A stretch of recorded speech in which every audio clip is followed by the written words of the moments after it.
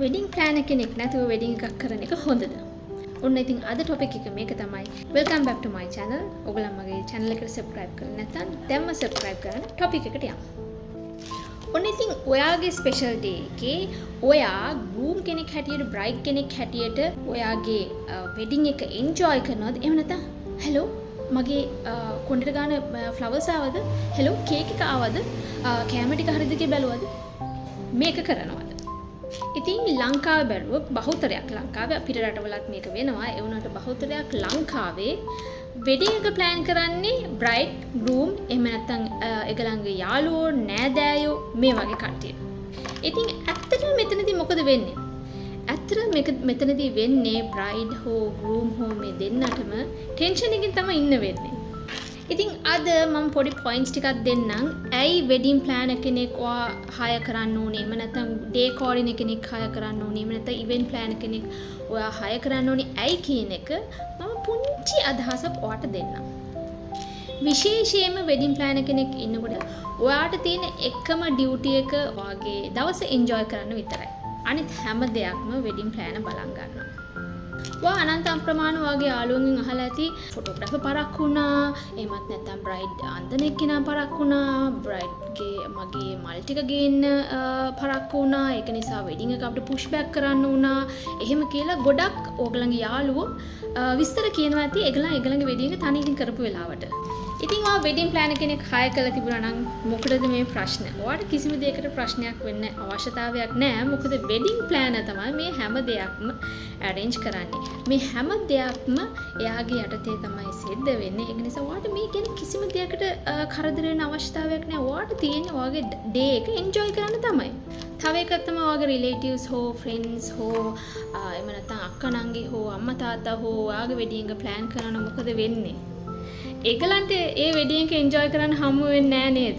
ඒගලන්ට නිවි සැනසille ඇවිල්ලා ඉඳගෙන කාලා බීලා එතන ඉන්න රිලේටිව්ස් එක්ක ගෙස්ලස් එක්ක කතා කරලා ඒගලන්ට ඒ දවස් එන්ජොයි කරන්න හම්බ වෙන්නේ නැහැ. මොකද ඒගලන්ට ලොකු බරක් තියෙනවා. ඒගලන්ගේ ෂෝල්ඩර් එකේ ගොඩක් රෙස්පොන්සිබිලිටිස් ඒගලන්ගේ ඔළුවට වැටෙනවා.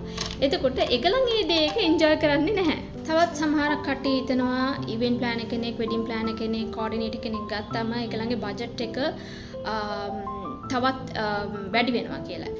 ඇත්තම කතාව කිව්වොත් ඔයගලන් වෙඩින් ප්ලෑනර් කෙනෙක් ගත්තොත් ඔයගලන්ගේ බජට් එකට හරියට වැඩේ කරගන්න පුළුවන්. මොකද මේ වෙඩින් ප්ලෑනර් ඒ කෝඩිනේටර් බලා ගන්නවා ඒ බජට් එකට අනුව එක්ස්පෙන්සස් තියාගන්න. එතකොට එයා දන්නවා මේක තමයි මගේ ක්ලයන්ට්ගේ ගාන, මම මේ බජට් එක ඇතුළත තමයි හැම දෙයක්ම කරන්න ඕනේ. අනිත් එක තමයි හැම වෙඩින් එකකම last minute moments තියෙනවා.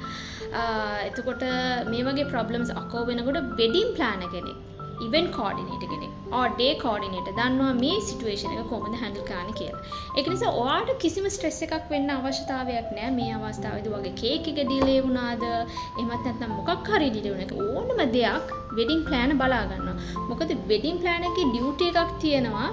එයා හැම දෙයක්ම ඒ දවස වෙනකොට හරියට ප්ලෑන් කරලා ලොකේට් කරලා තියන්න ඕනේ කියලා. ඒ නිසා ඔයගලන්ට කිසිම දෙයකට වද වෙන්න දෙයක් නැහැ. මොකද වෙඩින් ප්ලෑනර්ගේ අතේ හැම දෙයක්ම කන්ට්‍රෝල් එකේ තියෙන නිසා ඔයගලන්ට තියෙන එන්ජොයි කරන්න විතරයි.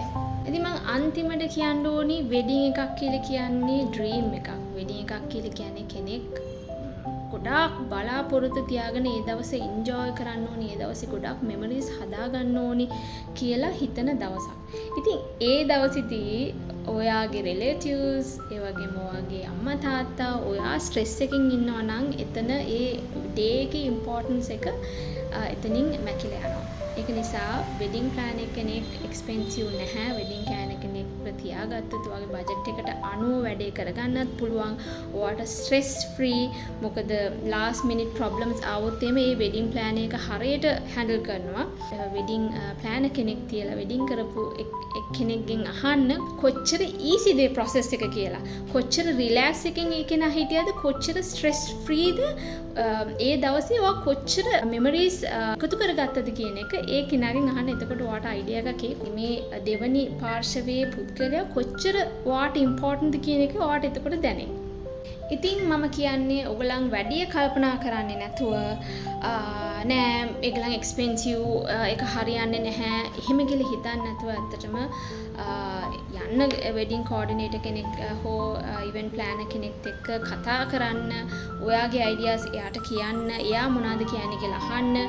එක ප්ලෑනර් කෙනෙක් එක්ක ස්ටික් වෙන්නේ නැතුව දෙක තුනක් බලලා ඉවරලා ඔයාට කම්ෆර්ටබල් ප්ලෑනර්ත් එක්ක ඔයාගේ වෙඩින් එක ප්ලෑන් කරන්න කියලා තමයි මම ඉල්ලන්නේ. ඉතින් මමත් වෙඩින් ප්ලෑනර් කෙනෙක් වෘත්තියෙන්. ඉතින් මගේ ඕගනයිසේෂන් එක තමයි Event Engrave. ඉතින් මං හරහා ඔයාගේ වෙඩින් එක කරගන්න ඕනේ නම් ඉතින් මාව අමතන්න. මගේ pages තියෙනවා Facebook එකේ Event Engrave කියලා. එතකොට මගේ YouTube channel එක තියෙනවා Event Engrave.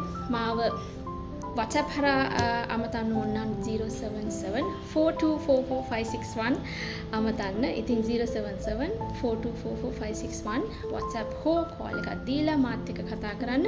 මාත් එක්ක කතා කරනකොට මම charge කරන්නේ නැහැ. මාත් එක්ක කතා කරලා ඉවරලා ඔයා මට වෙඩින් එක බාර දුන්නොත් විතරයි මම charge කරන්නේ. ඒක නිසා බය නැතුව කතා කරන්න. ideas ඕනේ නම් මගෙන් අහන්න. ඉතින් ඉදිරියටත් මගේ tips අහන්න ඕන නම් මගේ channel එක subscribe කරලා තියාගන්න. එහෙනම් ඉතින් ගිහින් එන්න. Happy wedding planning. Bye bye.